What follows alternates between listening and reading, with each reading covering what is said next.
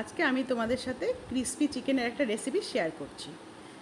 আমি আগের থেকে কেটে রাখা চিকেনগুলোকে পরিষ্কার করে পাতলা পাতলা লম্বা লম্বা করে কেটে নিয়েছি। তার মধ্যে নুন মাখিয়ে দিলাম।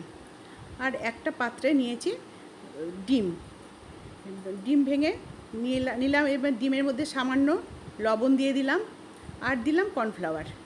এখানে আমি 3 টিস্পুন কর্নফ্লাওয়ার নিয়েছি আর দিলাম ফ্লাওয়ার অর্থাৎ ময়দা। এটা দিয়ে এটাকে ভালো করে ফেটাতে হবে। আর মশলার মধ্যে দিয়ে দিচ্ছি আমি জিরে গুঁড়ো,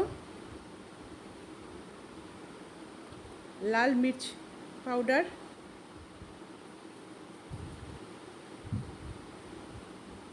আর লবণ। এবার দেখো, এটাকে আমি ভালো করে ব্যাটারটা তৈরি করে নিচ্ছি। অনেকক্ষণ যাতে কোনো লাম্প না থাকে সেদিকে আমাদের লক্ষ্য রাখতে হবে।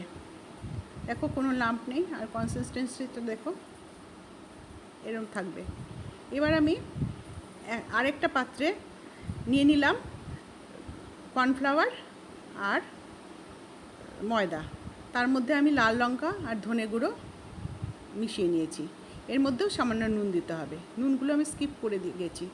এবার একটা মাংসের পিস নিলাম, নিয়ে এটা ভালো করে কোডিং করতে হবে।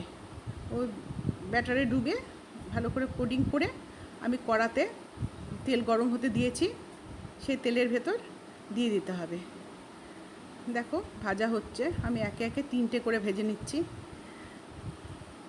ভাজা হচ্ছে, হয়ে গেল। এবার লাস্টে 2টো বাকি ছিল, সেই 2টোই আমি ভেজে নিচ্ছি এপাশ ওপাশ করে।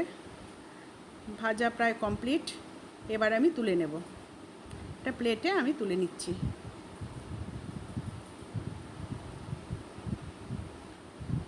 তুলে নিলাম।